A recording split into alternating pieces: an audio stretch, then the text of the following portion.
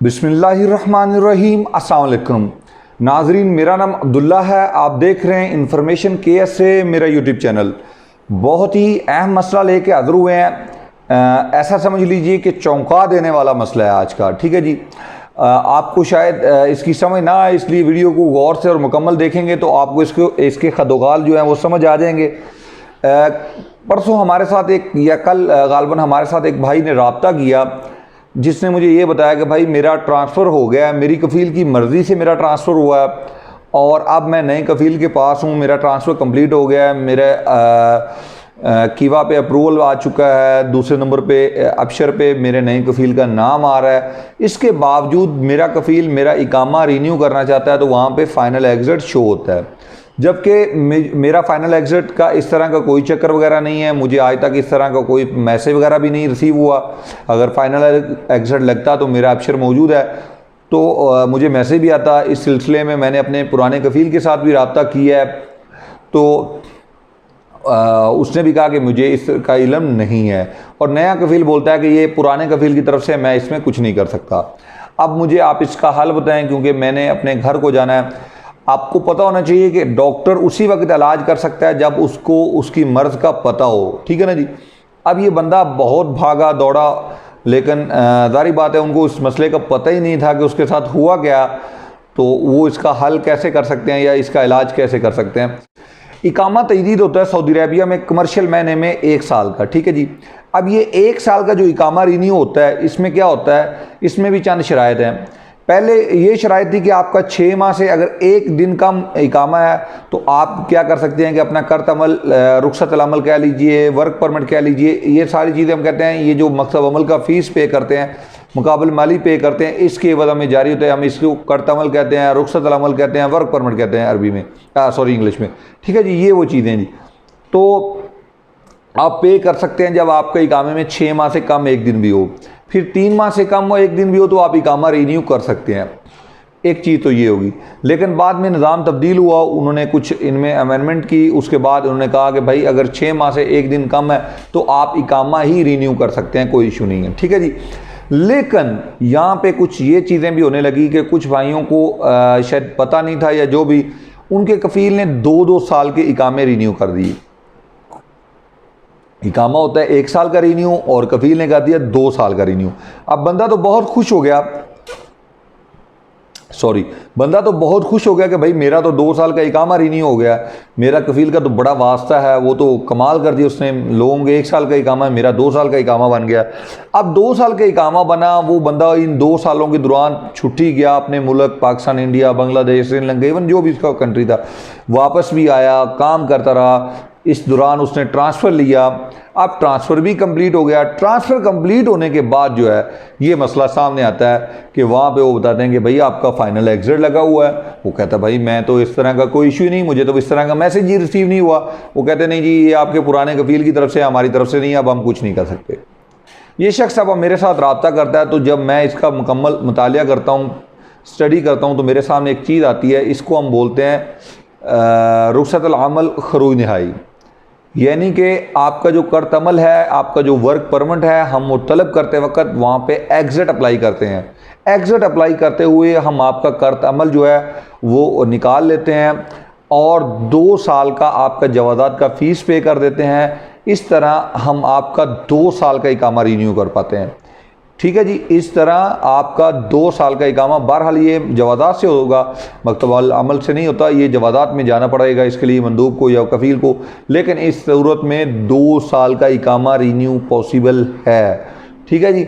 अब 2 साल का इकामा तो रीन्यू हो गया, टोटल 650 और 650 प्लस 100 रियाल कह लीजिए, 200 कह लीजिए, जितना भी मकसद अमल निकाल के खरूज नहाई के लिए हमने किया।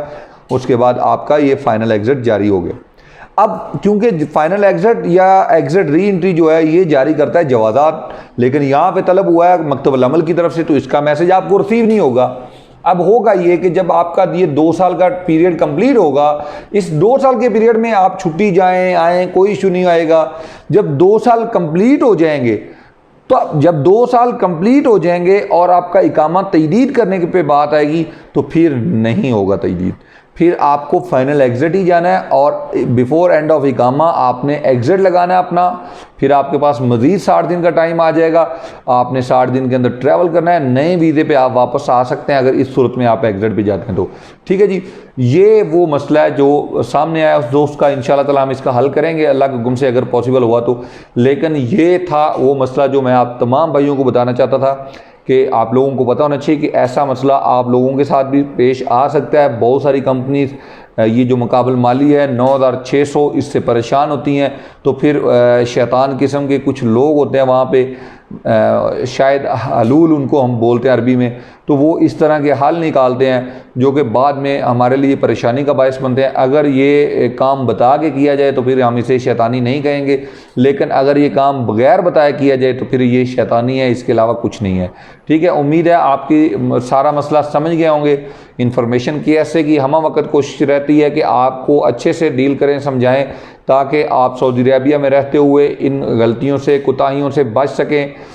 एक आखिरी रिक्वेस्ट 12 दफ़ा करता हूँ, हर दफ़ा करता हूँ, आप लोगों के लिए करता हूँ ताकि ये पैगाम हर एक तक पहुँचे।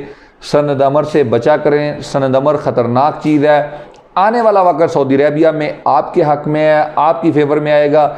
बहुत ज़्यादा लोगों को निकालने की भी प्रोग्राम है, यानी कि बहुत ज़्यादा महीनों में सऊदाइजेशन होगी। बहुत ज़्यादा महीने उन्होंने अभी से बता दिया है कि आप क्लियर जो है वो महीना रख सकते हैं, दूसरा महीना नहीं रख सकते, यानी ऐसा पेशा नहीं रख सकते जिससे आपके काम के मतलब अबहाम पैदा हो। एग्जैक्ट वही पेशा होना चाहिए जो आपका काम हो। हम आपका पेशा पढ़े तो हमें पता एग्जैक्ट लगे कि ये बंदा क्या काम करता है, दूसरा बहाम इसमें नहीं होना चाहिए। तो ये वो चीज़ है मेरा भाई जो आने वाले दिनों में होगा। वो इसीलिए कर रहे हैं कि जब हम सऊदाइजेशन करें तो एग्जैक्ट एक एक शोबे को देखकर हम सऊदाइजेशन करेंगे, ताकि एग्जैक्ट उस शोबे में जितने लोग होंगे वो हमारे सामने आएंगे। फॉर एग्जांपल अब मकातब में 1000 किस्म के महीने ले के लोग बैठे हैं, इसी तरह टेक्निकल शोबों में बैठे हैं, तो फिर उनको इस तरह के शोबों में आसानियाँ होगी, ड्राइविंग के शोबों में इस तरह उन्हें आसानी होगी निकालने में। यानी वो जिस पेशे को फिर सऊदाइजेशन के ज़मरे में लाएंगे, 2030 का जो विज़न है उसमें बहुत ज़्यादा सऊदाइजेशन है, तो उस मुताबिक वो फिर काम बाआसानी कर सकेंगे।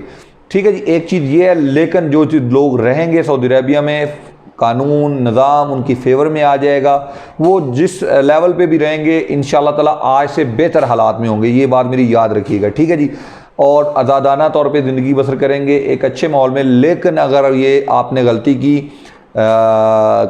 क्या इसको बोलते हैं, सनद अमर या सनद अल अमर बोल रहे हैं, ये जो भी आप लफ्ज़ इस्तेमाल करें इसमें असल में कुछ तहरीर मौजूद होती है। मैं बार बार कहता हूँ कि ये पैगाम हर एक तक पहुँच जाए ताकि कोई बंदा गलती ना करे।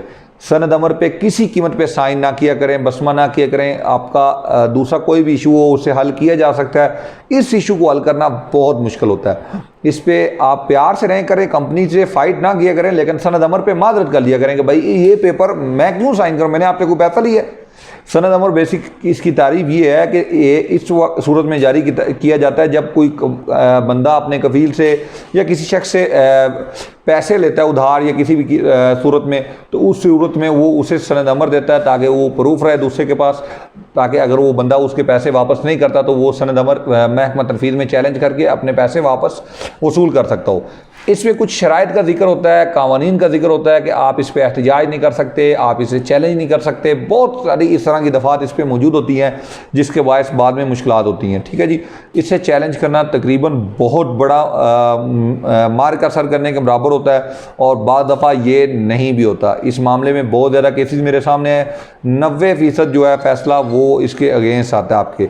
ठीक है, इसलिए मैं 12 दफ़ा आपको बोलता हूँ कि सनद अमर से बचा करें, लाजमी तौर पर सनद अमर से बचा करें। सनद अमर बाद शिरके बाद कंपनियां धोखे से फ्रॉड से साइन करवाती हैं, बसमें करवाती हैं। वो इसी सूरत करती हैं कि आपको चोरी छुपे कागज़ों में पेपरों में रख के इसके ऊपर साइन बसमा ले लेते हैं, लेकिन आपने एहतियात करनी है। इस पर मबलग वगैरह वो वक्ती तौर पे नहीं लिखते, बाद में लिख देते हैं, लिहाजा इस पर बहुत ज़्यादा एहतियात करनी है। या कॉन्ट्रैक्ट करते वक्त भी आंखें बंद करके कॉन्ट्रैक्ट नहीं करना, कॉन्ट्रैक्ट देख के करना है। यही वो चीज़ें होंगी जिसके बिहाफ पे आपका मुस्तकबिल सऊदी अरबिया में सेफ होगा।